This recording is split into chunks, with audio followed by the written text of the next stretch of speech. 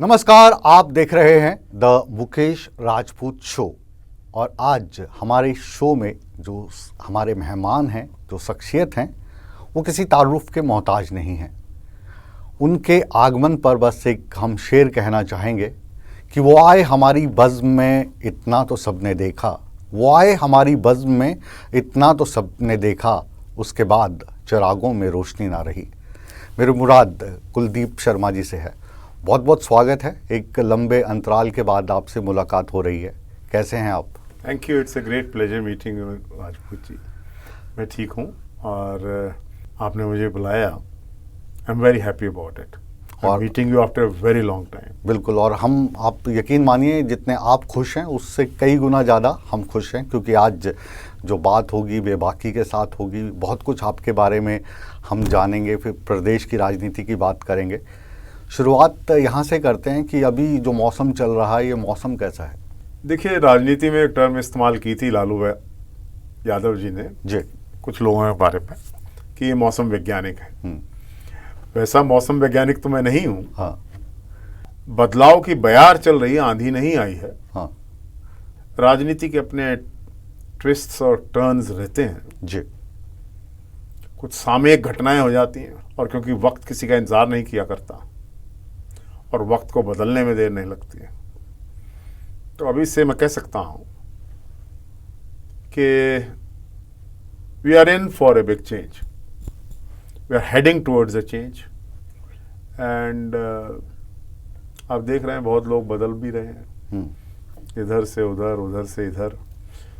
जो हरियाणा की संस्कृति रही है जी। राजनीति में विशेष तौर पर, यहाँ के मौसम वैज्ञानिक जो हैं आप देख ही रहे हैं। मतलब हवा और जो फिज़ा है वो बदलाव देख रही है। आपकी माने तो आपका जो मौसम विज्ञान को लेकर जो आपकी एक्सपर्टीज है, मैं तो जो राजनीति के परिंदों की जो तहजीब रहती है जी, परिंदों का कोई मजहब नहीं हो रहता। हाँ। कभी मस्जिद पे जा बैठे, कभी मंदिर पे जा बैठे। मतलब कहें कि हम, एक और शेर मेरे जहन में आ रहा है कि तमाम रास्ते सजा दिए जाएं, तमाम रास्ते सजा दिए जाएं, हम आ गए हैं कांटे बिछा दिए जाएं, जिनकी आवाज़ से तन्हाई में खलल पड़े, वो परिंदे शाख से उड़ा दिए जाएं। परिंदों का तो मजहब रहता है उड़ना, उनको उड़ाने की क्या ज़रूरत है। देख लेते हैं कहाँ है, कैसा है, कहाँ फ़ायदा रहेगा, और उसी तरफ चलते हैं। जी। ये जो बदलाव की मयार की बात कांग्रेस करने लगी, ये राहुल गांधी की जो भारत जोड़ो यात्रा है उसको लेकर उत्साह देखने में मिला। खासतौर से जो हरियाणा के नेता हैं, हरियाणा में कह रहे हैं कि इस यात्रा से पूरी जो राजनीति है वो बदल जाएगी। आप इससे सहमत हैं? देखिए, देश में राजनीतिक यात्राओं का अपना इतिहास रहा है। स्वतंत्रता संग्राम के समय से लेकर महात्मा गांधी की यात्राओं से लेकर पंडित जवाहरलाल नेहरू की देश का भ्रमण और discovery of India, recent times में अडवाणी जी की एक यात्रा रही, जोशी जी की रही, चंद्रशेखर जी की रही, कई यात्राएं हैं। लेकिन राहुल गांधी की जो यात्रा है वो एक ऐसे समय पर हो रही थी कि उसके बहुत दूरगामी राजनीतिक परिणाम हो सकते हैं। एक गंभीर चुनौती देश की डाइवर्सिटी को निकल के आ रही थी। ये विभिन्नताओं का देश है, इसकी अपनी अलग संस्कृति है, और इसमें अनेकों संस्कृतियों का समायोजन होकर भारत बना है। अनेकों धर्मों का यहाँ पर जैनिज़्म थ्राइव किया, बुद्धिज़्म थ्राइव किया, क्रिश्चियनिटी आई, इस्लाम आया, और बहुत बिलीफ्स यहाँ पर आ गए। देश के अंदर एक माहौल बनाया जा रहा है कि जो लोग सत्ता में हैं वो अपनी सत्ता की उपलब्धियों की बात न करके देश के अंदर वर्गीकरण करते हैं जाति और धर्म के नाम पर। तो मैं समझता हूं कि राहुल गांधी जी की जो यात्रा थी, it was very relevant on that point of. Secondly, जो उनका थीम था कि इंस्टीट्यूशंस जो हैं, देश की संवैधानिक संस्थाओं चुनौतियां मिल रही हैं और उनका इस्तेमाल भी विरोधियों के दमन की तरफ लेकर जा रहा है। एक डर का माहौल देश में जो बना था, एक मेजोरिटेरियनिज्म की जो पॉलिटिक्स है जिसको फॉलो किया जा रहा है जी, कि मेजॉरिटी किसको साथ रखो और माइनॉरिटी को आप स्प्रेस करके रखो। कहीं भी ये माइनॉरिटी किसी भी तरीके से, इस मैं सिर्फ मुस्लिम की बात नहीं कर रहा हूँ, माइनॉरिटी कहीं कास्ट की भी है, कहीं आदिवासी लोगों की, कहीं किसी तरीके से मेजॉरिटेरियन आइडियाज की पॉलिटिक्स पर इंक्लूसिव ग्रोथ नहीं हो सकती है। सबको साथ लेकर चलने की जो देश की परंपरा रही, क्योंकि कितनी कठिनाइयों से हम आगे बढ़े हैं, उसमें एक इंक्लूसिवनेस होनी चाहिए थी। वो इंक्लूसिवनेस की बजाय एक्सक्लूसिविटी की ओर देश को धकेला जा रहा था। लेकिन वो जो आप अभी बयान दे रहे हैं, इस बयान से अगर मैं इत्तेफाक भी रखूं तो अब इसका जो दूसरा रूप है वो भी सामने आ रहा है कि अब जो आप कहें कि जो अल्पसंख्यक हैं, अल्पसंख्यक मैं विपक्ष को मान लेता हूं, तो वो जो अल्पसंख्यक हैं वो अब एक जगह इकट्ठे हो रहे हैं और उनका एक ही मोटो है कि आप सारे इकट्ठे हो जाओ। आपकी विचारधारा क्या है, आपकी पार्टी की विचारधारा क्या है, आप पहले एक दूसरे के सामने चुनाव लड़ते रहे, कोई बात नहीं, आज की डेट में सिर्फ जो मोदी सरकार है इसको हटाओ। तो अब इसको आप किस तरीके से देखते हैं, क्योंकि आप एक इंटेलेक्चुअल लेवल के पॉलिटिशियन हैं, हर एक चीज़ को जब आप पेश करते हैं तर्क के आधार पे करते हैं, तो क्या ये तर्क सही है कि मोदी को हटाना है तो एकजुट हो जाना है? एक शायर ने कहा है कि जमहूरियत वो तर्ज हुकूमत है यारो, जिसमें बंदों को गिना जाता है, तोला नहीं जाता। वाह।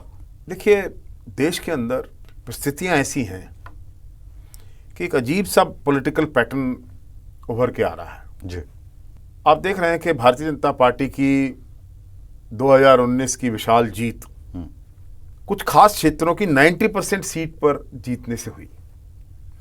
आप उत्तर प्रदेश, बिहार, मध्य प्रदेश, राजस्थान, गुजरात, महाराष्ट्र और नॉर्थ, जी, इनकी जितनी सीटें थी, more than 328 seats, 90% of the seats went to the BJP. दूसरा जो पैटर्न निकल के आया वो आया कि बंगाल, बिहार, उड़ीसा, झारखंड, छत्तीसगढ़, मध्य प्रदेश भी कांग्रेस को गया था, महाराष्ट्र भी गया था एक गठबंधन को, तेलंगाना, आंध्रा, कर्नाटका, केरला और Tamil Nadu and Punjab, so on, now even Himachal. State की जो पॉलिटिक्स है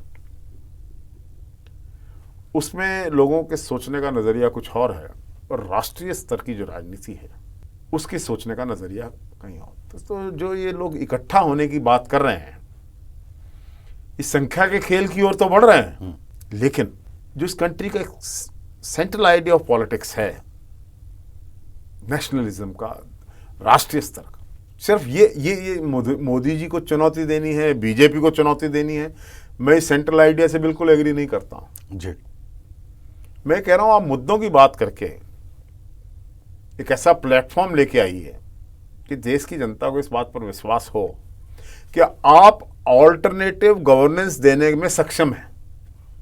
you have better ideas and you can take the country forward with better ideas. तो ऐसे आइडियाज़ क्या अभी किसी नेता की तरफ से आ रहे हैं सामने? क्योंकि एकजुटता वो कहीं पे दिखाई नहीं देती। कभी राहुल गांधी का नाम उसमें आता है, तो कभी नीतीश कुमार के बारे में कहा जाता है, कभी ममता बनर्जी को सामने लाने की कोशिश की जाती है। तो ये जो नेता हैं, ये एकजुट आपको होते हुए दिखाई दे रहे हैं या इनके अपने इंटरेस्ट हैं? देखिए, अगर आप इन नेताओं की बात कर रहे हैं कि कभी एकजुट हो सकते हैं, संख्या के खेल में हो सकते हैं, लीडरशिप के इशू पर अब देखते हैं लोगों को इकट्ठा होना होगा। If they are not happy the way the country is going on. मैं आपको एक इंस्टांस बता रहा हूँ, 1977 में व्हेन इमरजेंसी वाज लिफ्टेड, कोई पार्टी नहीं थी, एक लूज कोलिशन ऑफ पार्टीज बनी, जनता पार्टी बन गई, जिसमें कम्युनिस्ट्स भी थे, सोशलिस्ट्स भी थे, बीजेपी के लोग भी थे और रीजनल पार्टीज भी थी, लेकिन जनता खड़ी हो गई थी। लोगों का एक आंदोलन शब्द भी कहा जाए उसको, एक लोकतंत्र का आंदोलन बन गया, जेपी आंदोलन। हाँ, जो कि कोई किसी पर्सनैलिटी पर आधारित नहीं था। सेंट्रल आइडिया ठीक है, उसको मानने के लिए एक जेपी थे, आज जेपी नहीं है, सॉरी। 1989 में एक कांग्रेसमैन के तौर पर कह रहा हूँ, एक वकील के तौर पर कह रहा हूँ, राजीव गांधी जी पर झूठे आरोप लगाए गए बोफोर्स के, इसका आज तक कोई सबूत नहीं है। लेकिन वीपी सिंह कांग्रेस छोड़कर चले गए और उन्होंने एक तरफ से बीजेपी का भी हाथ थामा, एक तरफ कम्युनिस्ट का भी थामा, जो एक दूसरे के साथ कभी बात नहीं करते थे। डिफरेंट आइडियोलॉजी, डिफरेंट डायरेक्शन के लोग थे। ऐसे बहुत सारे उदाहरण देखने को मिले हैं। यूपी में अगर मायावती और मुलायम सिंह इकट्ठे हो सकते हैं तो राजनीति में कुछ भी हो सकता है। तो राजनीति तो संभावनाओं का खेल है मुकेश जी। आप एक पत्रकार के रूप में, एक जर्नलिस्ट के रूप में, एक मीडिया मैन के रूप में आप देख ही रहे हैं इस खेल को। इसमें संभावनाएं तलाशनी रहनी चाहिए। और इसीलिए अगर ऑपोजिशन यूनिटी की बात करते हैं, क्योंकि संख्या के खेल में जाना पड़ेगा, अल्टीमेटली 274 जिसके आएंगे वो देश की सरकार बनाएगा। इसलिए but I think need of the days के जो सेंट्रल आइडिया है कि कंट्री की जो डाइवर्सिटी को प्रोटेक्ट करना है, जो कंट्री के अंदर इंस्टीट्यूशंस को थ्रेट है, कॉन्स्टिट्यूशनल इंस्टीट्यूशंस को, उसके देश के अंदर महंगाई है, बेरोजगारी है, economy is in the shambles, ये सब बातों को लोगों के बीच में लेकर जाकर एक सेंट्रल आइडिया डेवलप करें कि no we can not go ahead, India can not afford all this. जी, इंडिया कैन नॉट। ये जो हम संभावनाएं तलाश रहे हैं, और ख़ास तौर से ये जो संभावनाएं हैं, ये नंबर्स की संभावना है। जैसे आपने एक आंकड़ा दिया 274। अब इस 274 के आंकड़े को विपक्ष हासिल करने की कोशिश करता है, तो इस संभावना में आपको कहीं ना कहीं कोई आशंका तो नहीं दिखती कि ये आंकड़ा इकट्ठे करते करते जो हमारा मूलभूत विचारधारा है या जिस चीज़ को लेकर हम सब साथ में आ रहे हैं, कहीं उसमें कोई कॉम्प्रोमाइज़ तो नहीं हो जाएगा? देखिए, कॉम्प्रोमाइज़, आपने राजनीति का सूत्र सुना होगा, पढ़ा होगा, साम दाम दंड भेद। इसको आज की इस कलयुग की राजनीति में और थोड़ा आगे बढ़ाया जा सकता है। जी, क्या? साम दाम दंड भेद, संधि और विच्छेद। जी, सामयिक संधियां हाँ। और सामयिक विच्छेद। जब आपको जरूरत हो, सुविधा की राजनीति हो रही है, लेकिन राजनीति के सिद्धांतों में संधि और विच्छेद इस कलयुग की राजनीति में जुड़ रहा है। इसलिए अगर इसमें कहीं आप सिद्धांत तलाश रहे हैं तो वो नदारद मिलता है। जी, क्योंकि सुविधा है ना, सुविधा और सिद्धांत साथ नहीं चल सकते हैं। जी, इस परिस्थिति से अब कोई किसी को एक्सेप्टेबल नहीं है, कोई किसी को एक्सेप्टेबल नहीं है। कोई कहता मैं तुम्हारे से बड़ा नेता हूं, मेरी स्टेट बड़ी है, मेरी स्टेट बड़ी है। आप ये बात करके स्टेट कौन सी बड़ी है, कौन सी छोटी है, इस बात को छोड़कर जब एक आप आइडिया को परस्यू करते हैं, तब आपकी संभावनाएं बनती हैं। आप देश के सामने एक ऑल्टरनेटिव गवर्नेंस की बात कर सकते हैं और उस आइडिया पर आगे बढ़ेगी देश की राजनीति। तो निश्चित रूप से this is a great challenge to mister Modi. जी, चलिए अब मोदी साहब से और देश की राजनीति से निकलकर अपने छोटे से प्रदेश हरियाणा पे लौटते हैं, क्योंकि आप हरियाणा की राजनीति करते हैं। आप आज हमारे दर्शकों को समझाइए कि ये जो हरियाणा राज्य बना था, इसकी ज़रूरत क्या पड़ी थी, और जब इस राज्य को बनाया गया तब क्या सपना था, और क्या आज की तारीख में जो हरियाणा है वो उन सपनों को पूरा कर पा रही हैं सरकारें? आज की तारीख में मान लीजिए कि यहाँ पे भाजपा की सरकार है, लेकिन 2014 से पहले कांग्रेस की सरकार रही, और जब ये बना था तब क्या सपना देखा गया था, और आज का हरियाणा क्या है? देखिए, I belong to an age group where I've been a student of old school also and new school also. जी, दोनों देखे हैं। दोनों देखे हैं। My father contested the first election in 1952 and 80 साल की उम्र तक राजनीति की है। तो मैंने पंजाब की पॉलिटिक्स को, क्योंकि वो पंजाब में भी एमएलए थे, फॉलो किया। देखिए, हरियाणा को अलग राज्य मांगने की मांग नीचे नीचे से कभी कभी उठती थी। कुछ लोग अपने राजनीतिक स्वार्थों से उड़ाते, बट उसके लिए कोई गंभीर नहीं था। लेकिन जब पंजाब में अलग पंजाबी सूबे की मांग हुई, हालांकि हरियाणा की क्रिएशन का आइडिया लैंग्वेज बेस पे अगर देखा जाए तो ये मांग बाद में उठी और हरियाणा के नेताओं ने भी फिर अपनी राजनीतिक ज़मीन इसी में तलाशनी शुरू कर दी। बिल्कुल। Otherwise initially there was no demand for Haryana. It is the Punjab politicians, particularly the Akalis, Sant Fateh Singh, Feruman ji, Longwal, all these people, they wanted कि भी पंजाब एक सिख मेजॉरिटी स्टेट बननी चाहिए, which they were not. With inclusion of Haryana and Himachal also merged area जो हिमाचल के हैं, Punjab was never a Sikh majority state, which it is now. So the Akali politics veered around this idea. Pratap Singh कह रहा हूँ बहुत toll आदमी थे, politics को समझते थे, दूर की सोचते थे। उन्होंने कभी भी पंजाबी सूबे के आइडिया को पनपने नहीं दिया। रीजन? वो जानते थे कि ये जो पंजाबी अकाली जिस आइडिया को साथ लेकर चल रहे हैं कि एक सिख मेजॉरिटी स्टेट बनाई जाए, it is not in the interest of Punjab as a state, because Punjab had already suffered partition. हमारा एक बहुत बड़ा उपजाऊ और productive area we lost to Pakistan, west Punjab जी, वो भी पंजाब था, आज भी पंजाब है, लाहौर के साथ लगता सारा Punjab which was so vast, 32 districts का पलवल से ले होडल से लेके और कहाँ पेशावर की पहाड़ियों तक जाके एक पंजाब था, वो पहले कट अलग पाकिस्तान में चला गया, एक बहुत बड़ा मेजर एरिया चला गया। फिर ये जो हमारा पंजाब था इसमें से फिर मर्ज्ड एरिया हिमाचल में चले गए, हिमाचल एक स्टेट क्रिएट हुई, फिर हरियाणा, अब इतना सा पंजाब रह गया। वरना आपने कहा जाए छोटा सा हरियाणा है, हरियाणा छोटा ज़रूर है, लेकिन राष्ट्रीय राजनीति में हरियाणा के राजनीतिज्ञों का बहुत गंभीर और बहुत इफेक्टिव रोल हमेशा रहा है, because Haryana surrounds Delhi on 3 sides. Well, coming to that issue कि पंजाब और ये हरियाणा की राजनीति अलग अलग जो बनी, मेरे फादर उस टाइम लेजिस्लेटर थे पंजाब असेंबली के, जब 1 नवंबर सन 66 को हुआ और अलग हरियाणा बने तो वो हरियाणा के एमएलए बने। पंडित भगवत दयाल जी जो 1962 में चीफ मिनिस्टर वो पहली बार एमएलए बने थे, पंजाब प्रदेश कांग्रेस के अध्यक्ष थे, और जब हरियाणा अलग बना तो यहाँ के मुख्यमंत्री बने, प्रथम मुख्यमंत्री बने, और प्रथम चुनाव हुआ 67 में। तो हरियाणा ये ठीक है कि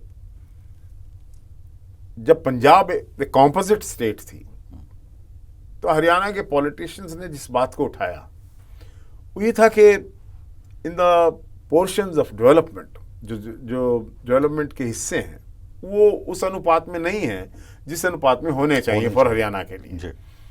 तो ऐसे इश्यूज लोगों के पास भी अपील करते हैं। तो एक हरियाणा का आइडिया पंजाब से आया, और पंजाब ने जब पंजाब की बात की तो हरियाणा के लोगों ने उठ के हरियाणा की बात की, हमें हरियाणा चाहिए जी। अब क्योंकि बात निकली है तो हरियाणा को तो हम डिस्कस करेंगे ही, क्योंकि बात हरियाणा की होगी। लेकिन ये जो पंजाबी लोग थे, अलग से पंजाब चाहते थे जिसमें जो सिख हैं वो डोमिनेट करें, आज की तारीख में 2023 में अब उनको पंजाब से भी वो संतुष्ट नहीं है, अब उनको खालिस्तान चाहिए। 1984 में जो इंदिरा गांधी जी की हत्या हुई तो भिंडरा वाले के जो लोग थे उन्होंने इसको अंजाम दिया। पूरा जो 84, 82, 83 की बात करें तो वही भिंडरा वाला अकालियों को कंट्रोल करने के लिए कांग्रेस की देन थी। भिंडरा वाला को जो पैदा करने की बात डायरेक्टली इनडायरेक्टली कही जाती है कि वो इंदिरा गांधी जी द्वारा ही खड़ा किया गया, उनका एक मोहरा था। बाद में वो इतना पावरफुल हो गया कि देश के लिए और पंजाब के लिए संकट बन गया। इससे सहमत हैं आप? देखिए, आपने 2 बात कही। जो पहला संभाग आपकी बात का, वो आइडिया ऑफ खालिस्तान जिसकी आप बात कर रहे हैं, देखिए पंजाबी देशभक्त हैं। पंजाब हिंदुस्तान के एक बहुत बड़ी सोल्जरी है पंजाब की। पंजाब एक बहुत प्रोडक्टिव स्टेट है in the matters of providing grains to this country. बड़े एडवांस फार्मिंग है, इंडस्ट्रियलाइजेशन फास्ट हो रही, सब कुछ हो रहा है। जब पंजाब में टेररिज्म एट इट्स पीक था तब भी 98% लोग ये नहीं चाहते थे कि ये टेररिज्म हो, और कोई खालिस्तान का आइडिया कभी भी इसलिए रूट्स नहीं ले पाया क्योंकि लोग साथ नहीं थे। Punjabis are basically Indians and are nationalists. आप कभी जाएंगे पोर्ट ब्लेयर तो उसकी जेल में सबसे ज़्यादा किसी प्रदेश के आदमी जो कैदी वहाँ रहे वो पंजाब और बंगाल के रहे। तो Punjabis have always been on the forefront of the freedom struggle, and not only that, foreign invaders आए, western invaders आए, Muslim invaders आए, उन सब का सामना पंजाब करता था क्योंकि there has never been a attack from the eastern front or from any other front except the west. So basically nationalism जो है वो पंजाबीज का central idea, they are nationalist. आपने दूसरी बात ये कही कि इसलिए मैंने कहा कि क्योंकि 98% लोग शांति चाहते हैं, अपना व्यापार करना चाहते हैं, अपनी दे डोंट वांट खालिस्तान। ये 2%, 1-2% या मिसगाइडेड लोग इस तरीके की एक international cross the border conspiracy भी है, इसी प्रॉक्सी वॉर जिसको बोलते हैं। पाकिस्तान इस दुख को कभी भूलेगा नहीं कि भी पाकिस्तान के 2 टुकड़े हिंदुस्तान ने किए, हिंदुस्तान की सेना ने किए, इंदिरा जी के नेतृत्व में हुए। They are not going to forgive us for this. और वो फिर एक नहीं कई लड़ाइयाँ हारे हैं, इस बात का एक दर्द जख्म उनके दिल में है। और इंटरनेशनल कॉन्स्पिरेसीज हैं कि इंडिया जिस स्पीड से आगे बढ़ रहा है, it's a growing country. I will not, I am saying also growing and developing, not develop but developing country, developing, विकासशील देश, आगे बढ़ा। हाँ। तो जब भी आप विकास की बात करते हैं, आगे बढ़ने की बात करते हैं, सबसे पहले पीस चाहिए, लॉ एंड ऑर्डर चाहिए, शांति चाहिए। इसलिए पंजाब के लोग कभी पसंद नहीं करते थे, इसलिए वो टेररिज्म को समाप्त करने में एफर्ट जरूर लगा, कुर्बानियां हुई, एक बड़ी कमिटमेंट रही। लेकिन जो बात आप कह रहे थे कि भिंडरावाला किसी हमारी पार्टी की क्रिएशन था, ऐसा नहीं है। कुछ सेक्शंस ऑफ सोसाइटी इस इस थ्योरी को बिल्डअप करना चाहते हैं कि भिंडरावाला जो थे वो कांग्रेस की क्रिएशन थे। आई डोंट एग्री, ऐसे लोग किसी की क्रिएशन नहीं होते। अगर आज मैं ये कहूँ कि पंजाब के हिंदुओं को इनसिक्योर करने के लिए अमृतपाल सिंह को बीजेपी की सेंट्रल सरकार वो क्रिएट कर रही है, तो is it fair? It's not fair. They want के पंजाब में बीजेपी की एग्जिस्टेंस बनाई जाए, इसलिए लोगों में एक बार फिर से डर पैदा किया जाए। और Amritpal Singh of course state law and order state subject है, लेकिन Punjab is a border state. Punjab 25 साल तक पंजाब लीड करता रहा है टेररिज्म में। Central government should have been very vigilant. They shouldn't have left it only to the state government of mister Mann. No, नहीं, वो तो किया है ना। 50 किलोमीटर का जो एरिया है बॉर्डर से जो लगता है, उसकी देखभाल का जिम्मा बीएसएफ के पास है, पंजाब पुलिस के पास नहीं है। क्योंकि ये जो आप बात बोल रहे हैं बहुत ही ज़्यादा सेंसिटिव मसला है ये, कि एक स्टेट पुलिस के हवाले नहीं छोड़ा जा सकता। तो ये जो फॉर्मूला है ये ठीक है, इससे आप इत्तेफाक रखते हैं? देखिए, बहुत से लोग इत्तेफाक रखते हैं ना हो, लेकिन कुलदीप शर्मा जब सोचता है ऐसे मुद्दों पर जहां जिसकी इंटरनेशनल रेमिफिकेशंस हों, केवल मात्र पंजाब से सीमित ना हो, देश के लिए हो, तो कोई भी निर्णय जो केंद्र सरकार लेती है जी, मैं उसके साथ रहता हूँ। इम्प्लीमेंटेशन का क्रिटिसिज्म हो सकता है, लेकिन सेंट्रल गवर्नमेंट जो है कंटिन्यूएंस रहती है ना। देश की आज कांग्रेस की सरकार हो जाए, बीजेपी की बन जाए, किसी की भी बन जाए, लेकिन बात तो देश की है। कंटिन्यूएंस गवर्नमेंट की तो कंटिन्यूएंस रहती है ना, ये तो कंटिन्यू रहेगी। जब देश का सवाल आएगा तो देश के हित में, देश के भविष्य को, देश की सिक्योरिटी को हित में लेकर जब सेंट्रल गवर्नमेंट को एक कोई फैसले लेती है, तो मैं नहीं समझता हूँ कि उसको क्रिटिसाइज करना चाहिए। जी, यही विचार शायद कैप्टन अमरिंदर सिंह भी रखते हैं। वो भी पहले अकाली रहे, फिर कांग्रेस में आए और अब भारतीय जनता पार्टी का साथ दे रहे हैं। तो ये जो फैसले केंद्र सरकार के हैं, इनसे आप इत्तेफाक रखते हैं, आपने ये कहा, और घाय बगाए जिसकी सरकार होती है ऐसे आरोप लगते रहते हैं। भिंडरावाला के आरोप इसलिए लग गए क्योंकि कांग्रेस की सरकार थी, और अभी आपने इनडायरेक्टली वही वाला आरोप भाजपा की सरकार पे लगा दिया। दे इनवाइटेड फॉर जी, इट थ्रू जी, यू, दे इनवाइटेड दिस जी, एलिगेशन। आगे बढ़ते हैं अब। हाँ आपने राजा अमरेंद्र सिंह की बात की। जी, is a very dear friend of mine, a very well read person. You sit with him for 3 hours.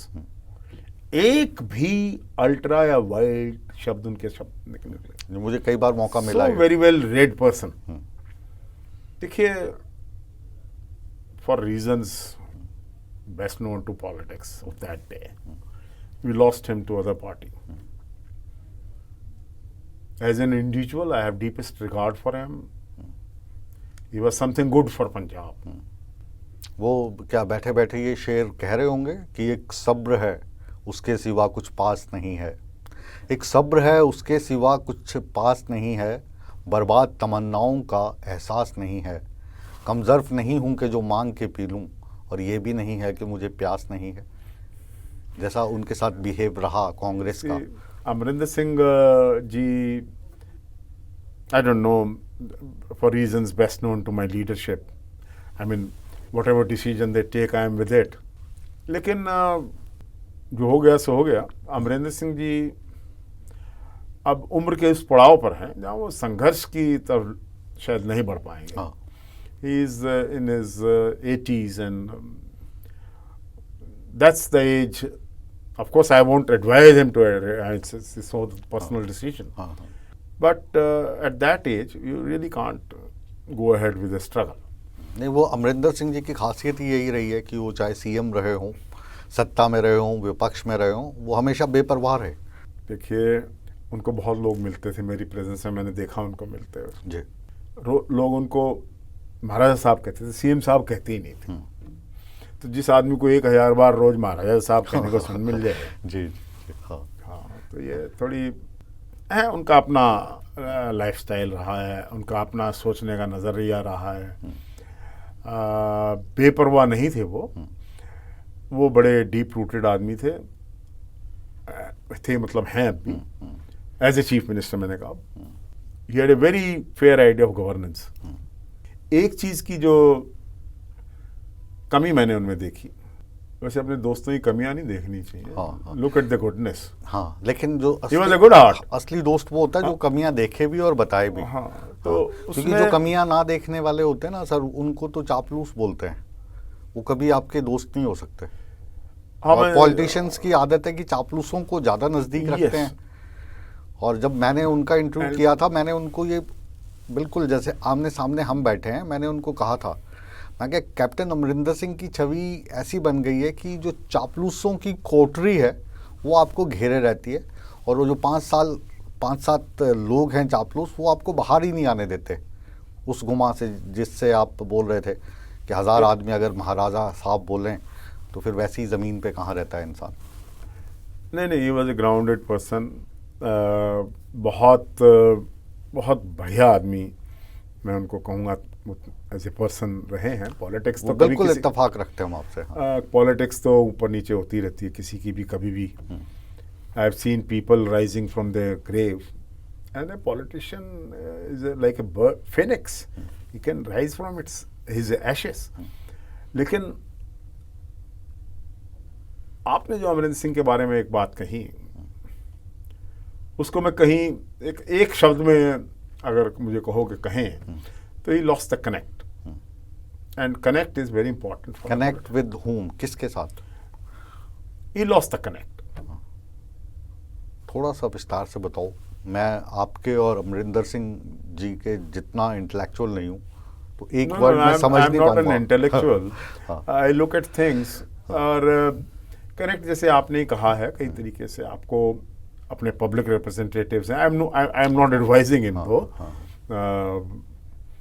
जो लोग चुनकर आए हैं, एक तो उनके साथ कनेक्ट बड़ा ज़रूरी है। एक जो एरिया की डेवलपमेंट होती है, उसमें अपनी चीफ मिनिस्टर, क्योंकि एक बड़ा एक सिस्टम डेवलप हो गया इंडियन पॉलिटिक्स में, एक पीएमओ बन गया, एक सीएमओ बन गया।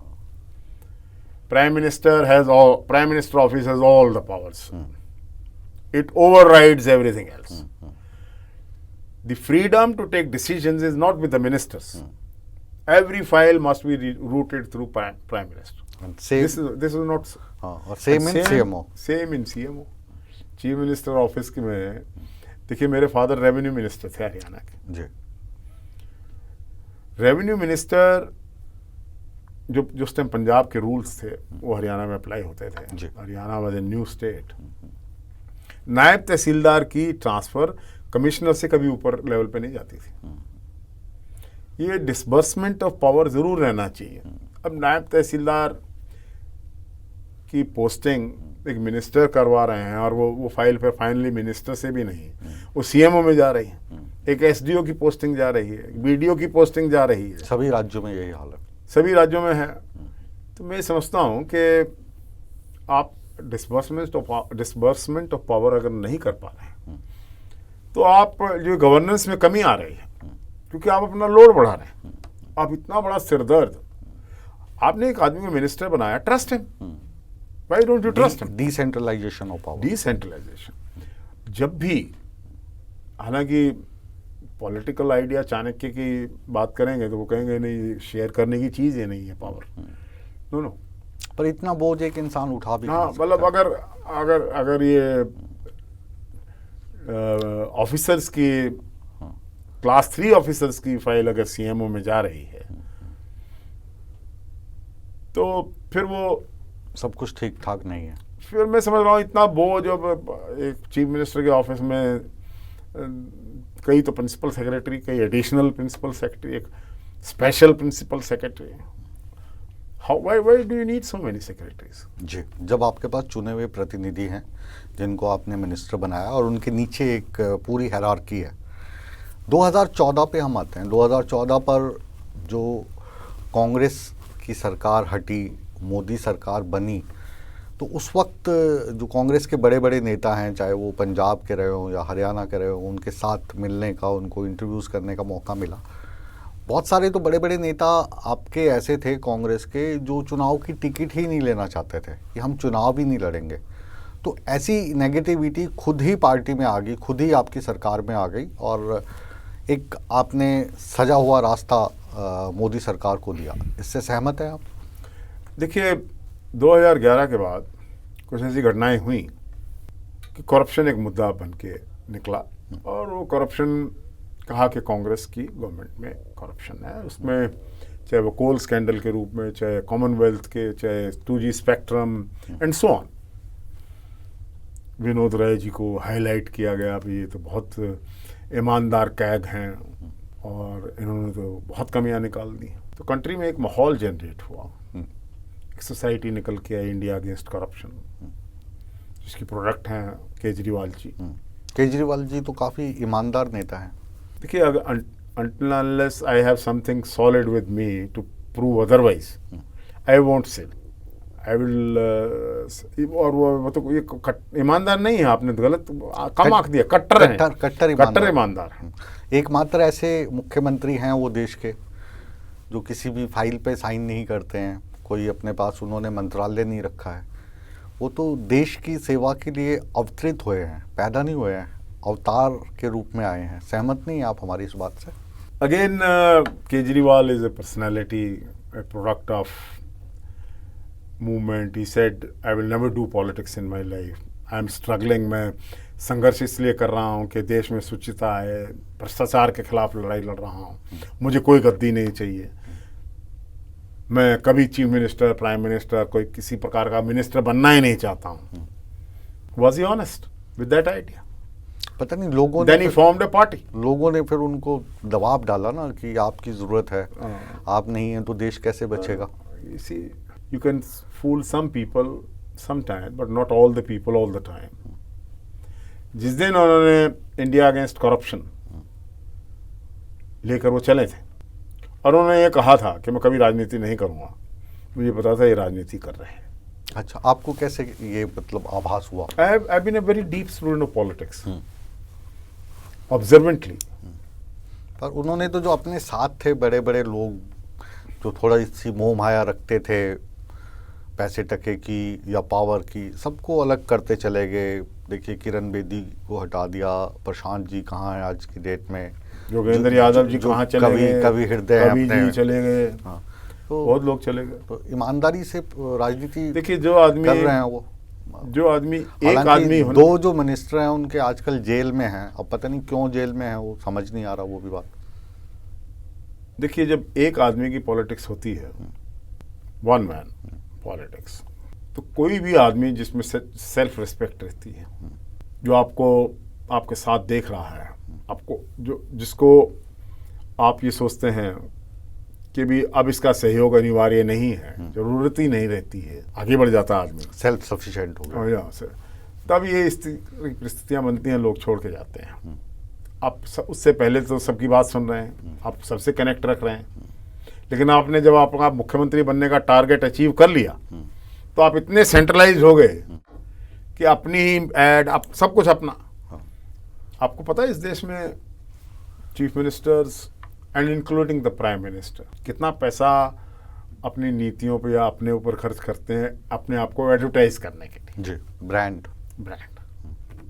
पर वो क्या जरूरत है? आजकल वोट सर ब्रांड पे पड़ता है, ब्रांड वोट।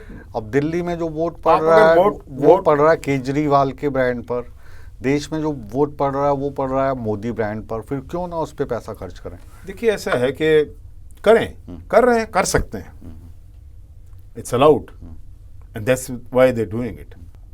लेकिन मैं ये समझता हूँ कि देश में पंडित नेहरू ने राजनीति नहीं की क्या, जब कोई एडवर्टाइजमेंट नहीं आती थी, तब था नहीं ना इतना, नहीं था, किया जा सकता था, क्या बात, अखबारों में क्या नहीं छपवा जा सकता, अगर टेलीविजन नहीं था।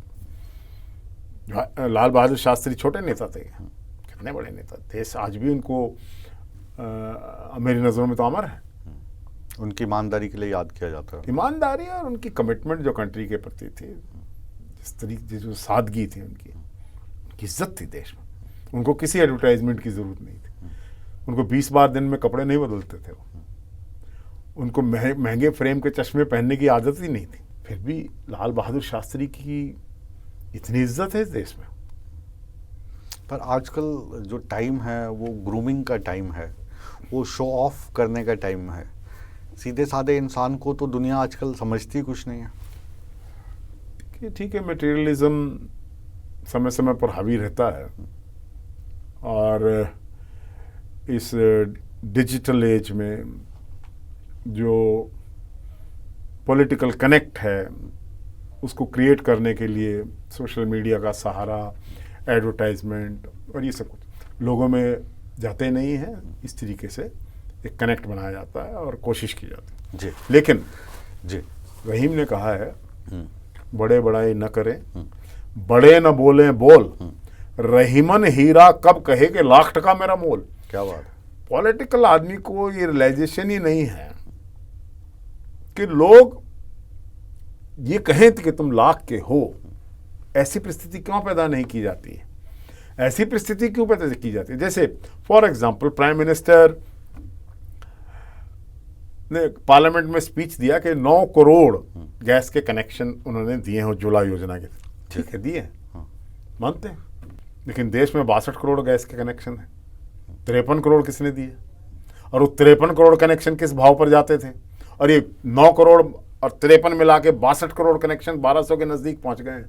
महंगाई बढ़ गई ना सर। महंगाई बढ़ गई है, महंगाई बढ़ेगी, निरंतरता रहती है। आप देखो ना 2014 में जो सैलरी होती थी आज की तारीख में वो कितनी बढ़ गई है, तो वो सैलरी वाली बात कोई नहीं करते हैं। वो भी बढ़ेगी, इसका कोरिलेशन रहता है अगर मार्केट इकोनॉमी के साथ जाएंगे। इसीलिए गवर्नमेंट समय समय पर डीए और ये सब कुछ रिवाइज करती है जी। लेकिन एक बात आप समझेंगे कि ये सोसाइटी का स्वभाव है, ये इट्स नेचर आगे बढ़ने का। Everybody wants to go ahead in life, कोई ये नहीं चाहता कि मैं पीछे जाऊं। जब आप आगे बढ़ते हैं तो एक तो सबको लेकर आगे बढ़ सकते हैं, एक सिर्फ खुद आगे बढ़ रहे हैं, इंडिविजुअल आगे बढ़ रहा है या सब आगे बढ़ रहे हैं, ये मैटर करता है। ये प्रश्न उठना चाहिए। अब ये जो प्रश्न है कि हरियाणा में कांग्रेस जो है वो इंडिविजुअल आगे बढ़ रहा है या सबको साथ लेके चल रहा है? ये आप ही की पार्टी की जो बड़े बड़े नेता हैं, अगर मैं नाम लूँ उनका, किरण चौधरी जी हैं, कुमारी शैलजा जी हैं, ये बार बार आरोप लगाती हैं भूपेंद्र सिंह हुड्डा जी पर कि ये खुद आगे बढ़ रहे हैं, अपने बेटे को आगे बढ़ा रहे हैं। और आप हुड्डा साहब के काफ़ी करीबी हैं, उसमें 4-5 नाम आता है, आपका नाम आता है, करण दलाल साहब का नाम आता है, पहले विनोद शर्मा जी का भी आता था जो आपके समधी हैं, लेकिन अब वो कांग्रेस में नहीं है। तो इन आरोपों में कितनी सत्यता है? और जब राहुल गांधी आते हैं तब तो आप साथ में चलने के लिए आ जाते हैं, लेकिन जब संविधान बचाओ यात्रा हुड्डा साहब करते हैं तब ये जो आपकी बड़ी नेत्रियां हैं या कुछ नेता हैं उसमें नज़र नहीं आते? देखिए, कोई नेता कितनी बार चुना गया उससे बड़ा नहीं होता है। जितनी बार जब भी चुना गया उसने कितना इफेक्टिवली अपना काम किया, मेरे लिए वो इम्पोर्टेंट रहता है। आपने बहुत लोगों के नाम लिए हैं, मेरे लिए सभी सम्मानित हैं। ये नहीं कि कौन बड़ा है कौन छोटा है, जिसको जितना सम्मान देना चाहिए निश्चित रूप से हमें देना चाहिए। एक दूसरे को सम्मान देने की संस्कृति से आप आगे बढ़ सकते हैं। और सम्मान देकर क्या फ़र्क पड़ता है? कोई फर्क नहीं पड़ेगा। पंडित नेहरू तो विरोधियों को भी सम्मान दिया करते थे। देखिए, बाबा भीमराव अम्बेडकर, बाबा भीमराव अम्बेडकर, यही टिप्पणी आप अटल बिहारी वाजपेयी जी के लिए भी करेंगे? मैं भी करूंगा। बाबा भीमराव अम्बेडकर 3 चुनाव लड़े, नहीं जीते कभी भी, लेकिन भारत की संसद के सदस्य रहे और सदैव मिनिस्टर रहे। पंडित नेहरू कहते कोई बात नहीं, he is a learned educated person, he knows the constitution, we will induct him in our government. जब उस समय की जनसंघ ने आवाज उठाई कि कश्मीर कश्मीर कश्मीर, तो पंडित नेहरू ने श्यामा प्रसाद मुखर्जी जो भारतीय जनसंघ के अध्यक्ष थे उनको अपनी मिनिस्ट्री में इंडक्ट किया और कश्मीर अफेयर्स का मिनिस्टर बनाया जी। Of course you are raising the Kashmir issue, handle it, बताओ क्या करना है, बताना क्या है तुम करो। हम उस संस्कृति को, मैंने कहा ना, मैं ओल्ड स्कूल को भी जानता हूं और आज की स्कूल को।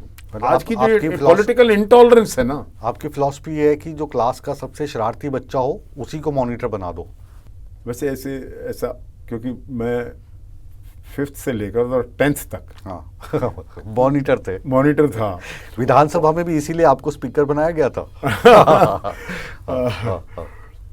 देखिए, मैं हरियाणा के लीडर्स हैं, आपने कहा वो सभी बड़े लीडर हैं, मैं उनको कोई एडवाइस तो नहीं कर सकता हूं क्योंकि वो खुद इतने समझदार, सक्षम हैं, बड़े बड़े पदों पर रहे हैं। वक्त ऐसा है कि everybody should forget, forgive and adopt each other. अगर आप भारतीय जनता पार्टी के राष्ट्रीय विकल्प की तलाश रहे हैं और विपक्ष इकट्ठा हो रहा है और उसके आप पक्षधर भी हैं क्या होना चाहिए, तो जो हरियाणा के लीडरशिप है, वैसे प्रेस मीडिया बनाती है इन सबको, कागजी शेर बना देते। नहीं, कागजी शेर नहीं है। सब लोग अपने अपने महत्व के हैं, अपना अपना प्रभाव रखते हैं और मेरे लिए सभी सम्मानित हैं। लेकिन मीडिया ने, जैसे आपने अभी जिक्र किया, तो इन 3-4 पर्सनैलिटीज का ही किया, तो आपने ही बनाया ना। चलिए एक एक नाम पे थोड़ी सी कर लेते हैं चर्चा। किरण चौधरी को कैसे एक्सप्लेन करेंगे आप? Kiran Chaudhary is a very fine woman and a consistent leader, has a legacy, and I have the deepest regard for her. Kumari Shailja. Shailja, of course. Her father and my father were great friends. और वो एक political heritage को आज के दिन संभाले हुए हैं। देश के कांग्रेस के केंद्रीय नेतृत्व के, और हरियाणा की कांग्रेस का भी नेतृत्व किया है। She is a perfect leader for me, I have no problems. पिछली बार जब आप मेरे साथ एक इंटरव्यू में आए थे तब मैंने पूछा था अशोक तंवर, हालांकि अब वो कांग्रेस में नहीं है, तो आपने कहा था कि अशोक तंवर डॉक्टर हैं और मैंने कहा था कि कांग्रेस का इलाज तो नहीं कर पा रहे। तो अब जो डॉक्टर हैं उदय भान जी, वो कांग्रेस का इलाज कर पा रहे हैं? हरियाणा में आने वाले चुनावों में क्या समझ पाए हैं कि क्या मर्ज है कांग्रेस में जो एकजुट नहीं हो पाती? देखिए, मैं आपकी बात का जवाब 2 तरीके से दूंगा। एक तो ये कि अगर आप उदयभान जी को एज ए इंडिविजुअल डिस्कस करना चाहता। I see him as a Congress president, I see him on that chair, and that's why I have the deepest regard for him. कुर्सी और कुर्सी पर बैठा व्यक्ति, उसका सम्मान करना चाहिए, और मैं उसी संस्कृति का हूँ।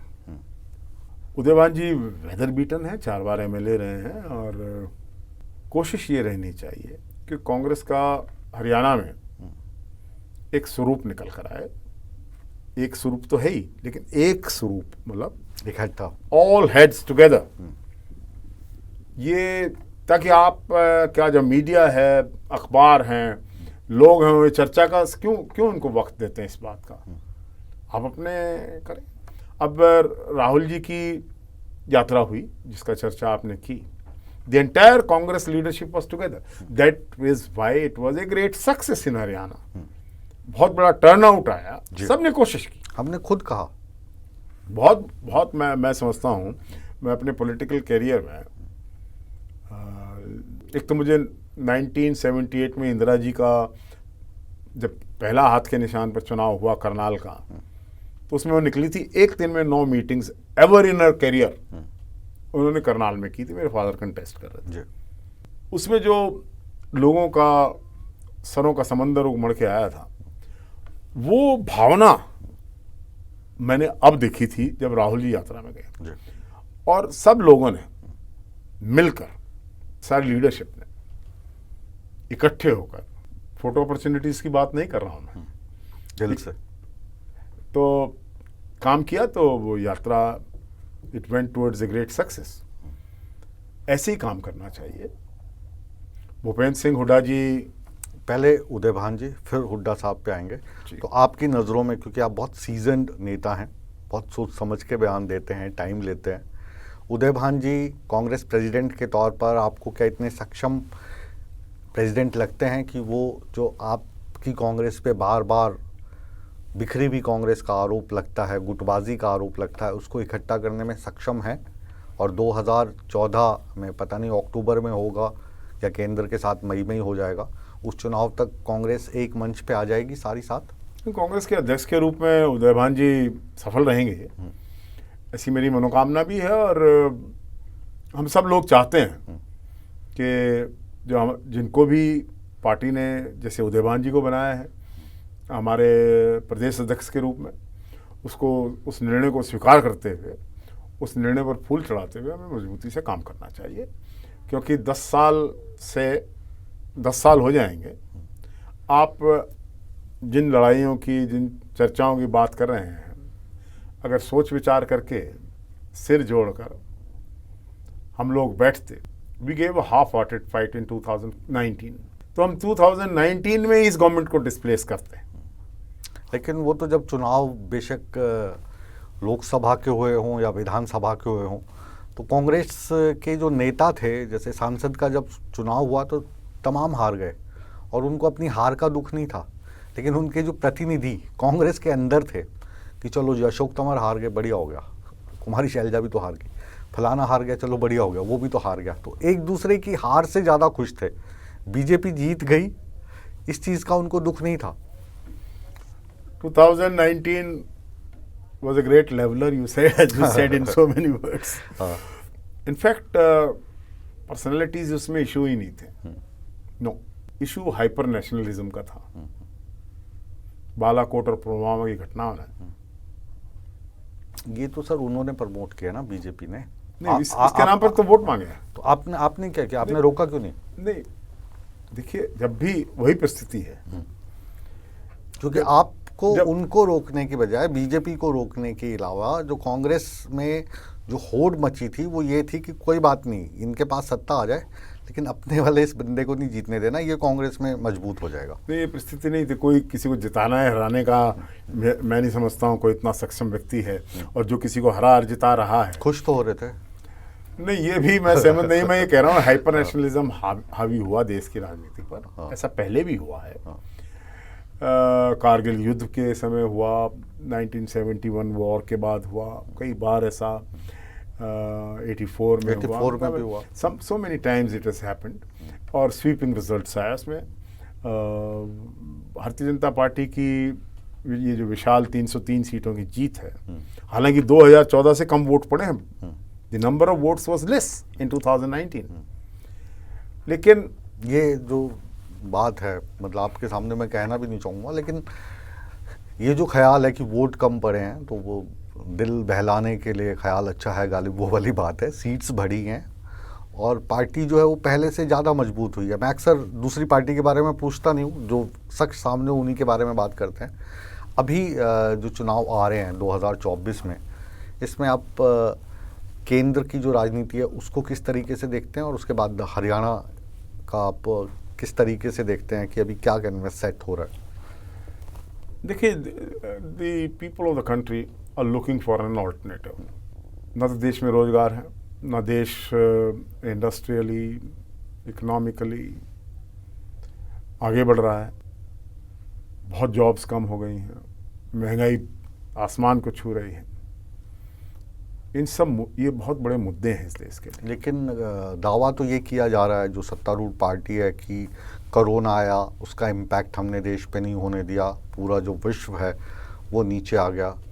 प्रधानमंत्री मोदी की वजह से जो हमारी अंतर्राष्ट्रीय छवि है उसमें इतना सुधार हुआ है कि पहले तो हमें जो सांप पकड़ने वाले या केचुआ खाने वाले वो लोग समझा जाता था, अब पता चला है कि इंडिया है क्या। ये तो, और पूरी जो मल्टीनेशनल्स है उनके लिए इंडिया एक टारगेट हो गया बिजनेस करने के लिए। ये तो अब अपने बारे में वही हो रहा है ना, बड़े बढ़ाई कर रहे हैं। भारतीय जनता पार्टी को ये देश जब कांग्रेस ने सौंपा था, या सत्ता का हस्तांतरण हुआ लोकतांत्रिक ढंग से, सौंपा नहीं, छीन लिया था, for better words I said, हस्तांतरण हुआ जी। तो जो देश हमने इनको दिया था वो कोई साधारण देश नहीं था, वो ऑलरेडी एक डेवलपिंग कंट्री था, वर्ल्ड की पावर थी, सबसे बड़ा नॉलेज बैंक था, youngest nation of the world, 5th industrial base था, 4th मिलिट्री पावर थी, we had atom bombs, we were militarily considered to be very strong. It was not the country of 1962 China war. No, China cannot dare. अभी इतनी बात television पर होती है, हिंदुस्तान पाकिस्तान, क्या है पाकिस्तान, क्या कर लेगा? लेकिन पाकिस्तान के नाम पर हिंदुस्तान पाकिस्तान करके वोट लेने की जो राजनीति है, ये कहीं ना कहीं इनको ले डूबेगी। किस चीज, क्यों डरा रहे हो आप? पाकिस्तान क्या कर देगा?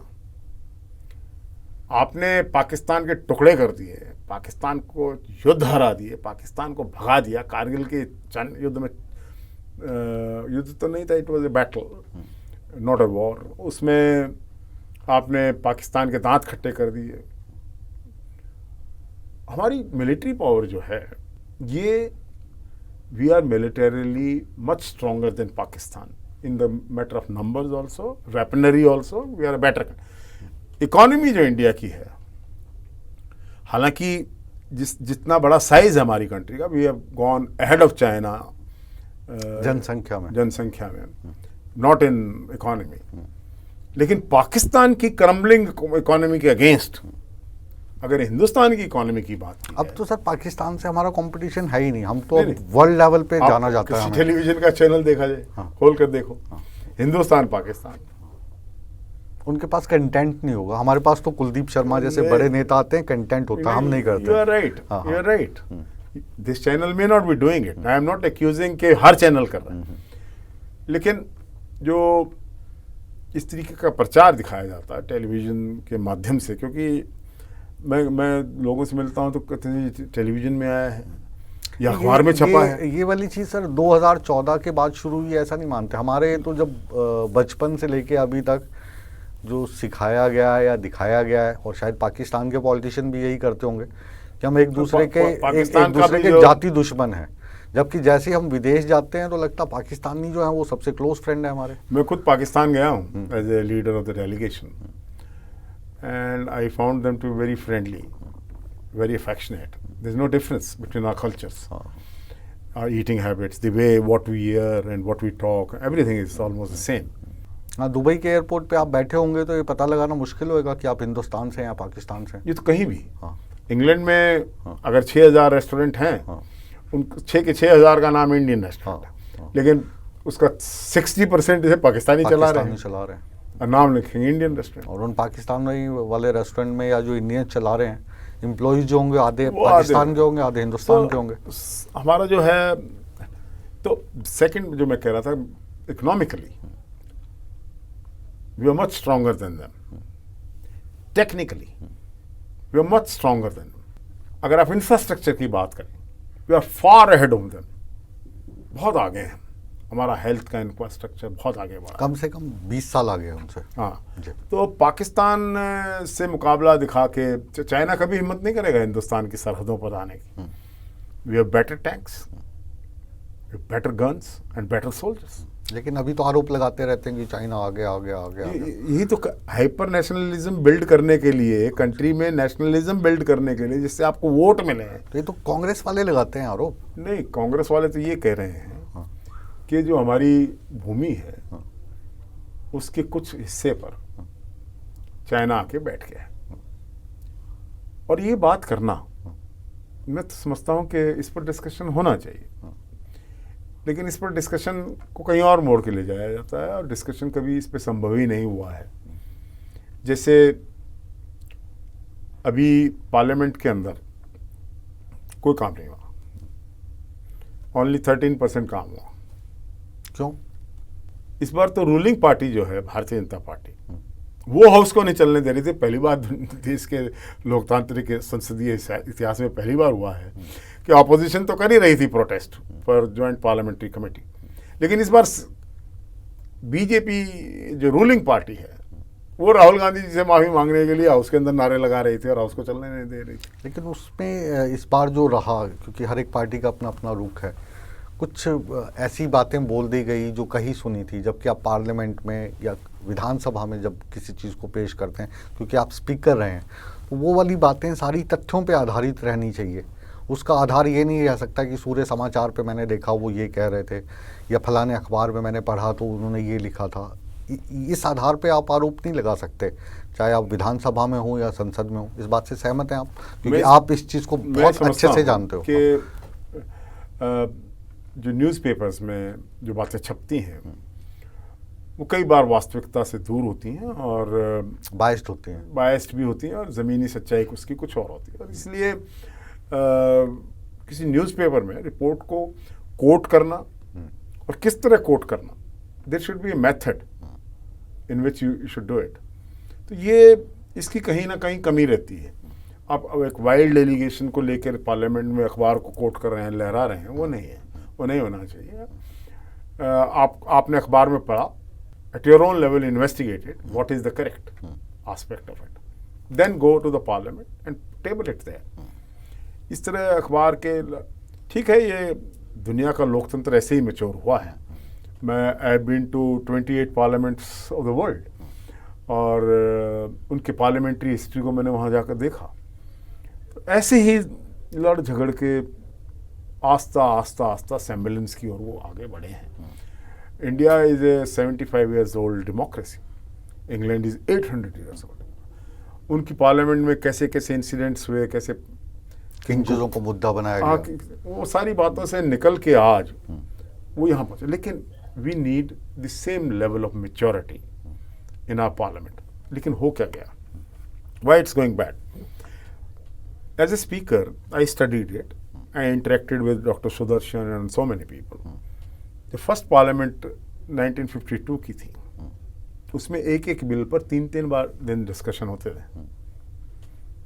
पीपल यूज्ड टू डिबेट, और वो लोग आके चुन के आते थे पार्लियामेंट में जो स्वतंत्रता संग्राम से निकले थे, देश की ज़मीनी हकीकतों को जानते थे। और अब ये होता है कि विपक्ष वॉकआउट कर जाता है, उस पर बहस करने की बजाय, चाहे किसी की भी सरकार डिबेट में एक टॉलरेंस लेवल रहना चाहिए जो नहीं है, जो बिगड़ गया है।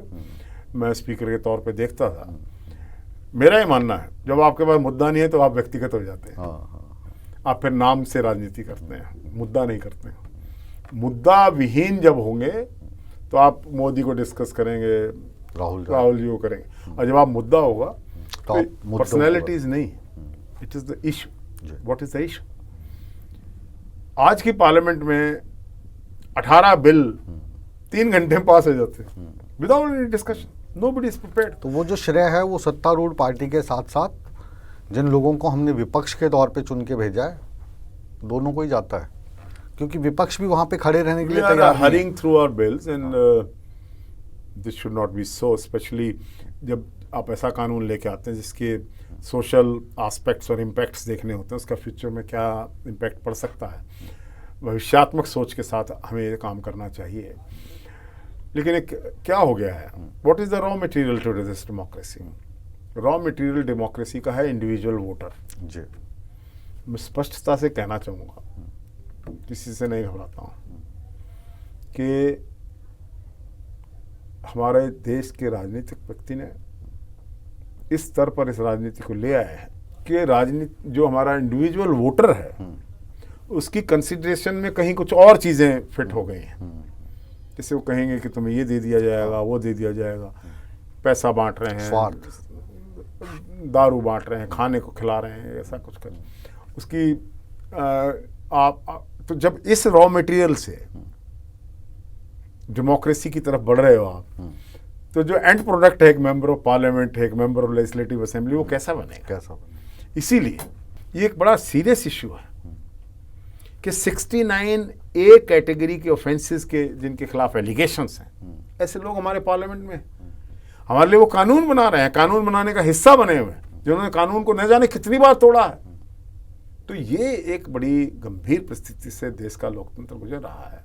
एंगर वोट जब आती है, 77 में आई थी, लोग नाराज थे कांग्रेस से, और जो भी आया सामने वही बन गया। ऐसे कई इशू है, अभी भी ऐसे हुआ जी। एंगर वोट में इस प्रकार की परिस्थितियां बनती है। अब देखिए बीजेपी का हरियाणा का मेंबर पार्लियामेंट जो लोग हैं, आई मीन उनमें से कितने लोग ओरिजिनल बीजेपी के हैं? तो एक बीजेपी की गंगा बह रही है जिसमें स्नान करके सभी पवित्र होते जा रहे हैं। पर उसमें दोष आपका भी है ना, मोस्टली जो है वो आप ही के पुराने भाई बंधु हैं। तो इस परिचर्चा को हम आगे नहीं बढ़ाएंगे कि ये जो दल बदल वाली राजनीति है, जो स्वार्थ की राजनीति है, इस पर आपसे अगली बार बात होगी।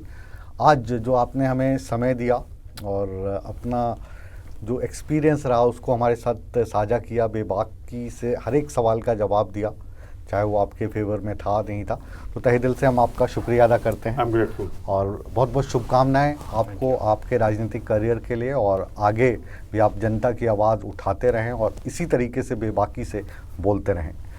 मुकेश राजपूत शो को अब यहीं पर विराम देने का समय आ गया है, लेकिन आप कहीं मत जाइए, बने रहिए हमारे साथ, क्योंकि इस शो के बाद भी सूर्य समाचार पर खबरों का सिलसिला हमेशा की तरह बदस्तूर जारी है। बने रहें हमारे साथ।